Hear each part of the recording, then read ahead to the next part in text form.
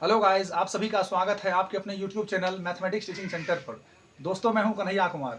दोस्त, आज हम लोग ये क्लास 9th के फैक्टराइजेशन चैप्टर है, एक्सरसाइज 2 में आता है, पॉलिनोमियल में, बहुपद में गुणनखंड कह रहा है इसमें निकालने। ये त्रिघात बहुपद है, इसको हम लोग देखते हैं। चलिए, जब इसको दोस्त यहाँ देखें तो आपका क्वेश्चन क्या है, x³ - 2x² - x + 2 है, यही है ना।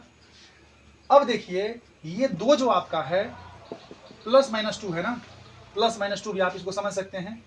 ये दो को ऐसे दो भाग में तोड़िए, इसका क्या क्या फैक्टर हो सकता है।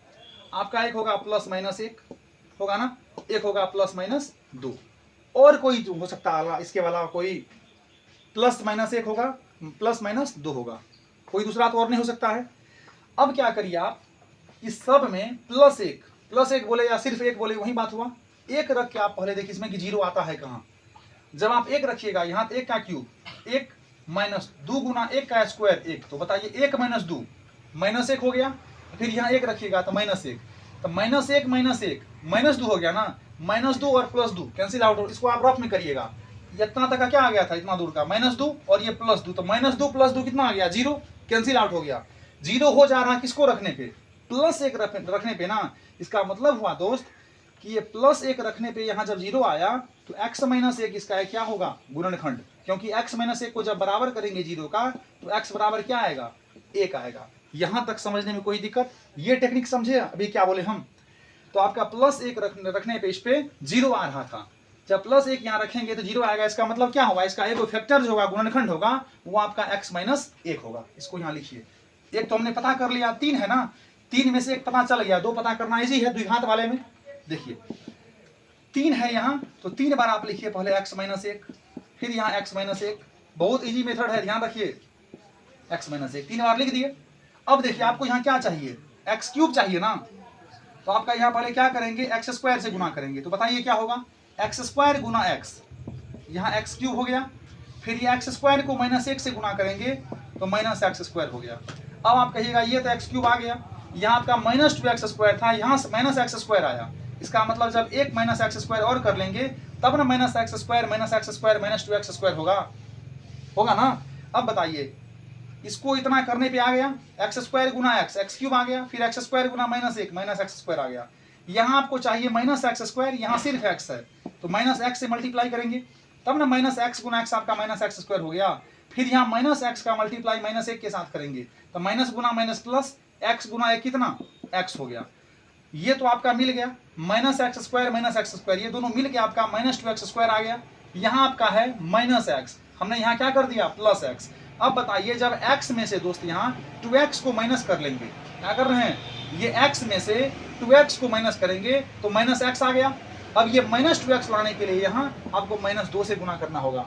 समझ में आ रहा है ना। तो -2 से जब गुना करेंगे तो -2 गुना x आपका आ गया -2x। फिर ये -2 का जब -1 के साथ मल्टीप्लाई करेंगे तो माइनस गुना माइनस हो गया प्लस, 2 एकम 2। ये दो स्टेप समझने में कहीं कोई दिक्कत। जब इसको आप समझ गए, समझिए 60 to 70% आपका ये गुणनखंड सॉल्व हो गया, कोई दिक्कत नहीं ना। चलिए अब क्या करते हैं, आपका 3 गो है x - 1, यहाँ से आप क्या करिए, एक को यहाँ कॉमन कर लीजिए। तो बताइए अंदर में क्या बचेगा, ये x² होगा, यहाँ -x होगा, यहाँ -2 होगा। इसका गुणनखंड हो सकता है क्या, बताइए। गुना करने पे ये आना चाहिए, जोड़ने घटाने पे ये आना चाहिए। 2 1 2, 2 में से 1 गया 1, यही होगा ना। अब देखिए x - 1 यहाँ लिखते हैं, तोड़िए इसको, x² -2x प्लस x -2। अब देखिए -2x प्लस x करेंगे तो आपका -x आ गया, लेकिन -2x गुना x करेंगे तो ये गुना करने पे जो आएगा -2x² वो आपका मिल जाएगा। समझ में आ रहा है ना, ज्यादा पैनिक होना नहीं इसमें, ध्यान रखिए इसको। अब देखिए x - 1 तो हो गया। यहाँ क्या करते हैं, इसमें से x को कॉमन, द्विघात वाला तो ये करता होगा पहले से। 3 वाले में ये 2 स्टेप आपका जब क्लियर हो गया बहुत अच्छे से, तो आप बड़ी आसानी से सॉल्व कर सकते हो।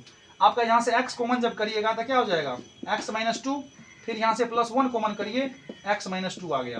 कोई दिक्कत यहाँ तक समझने में नहीं ना।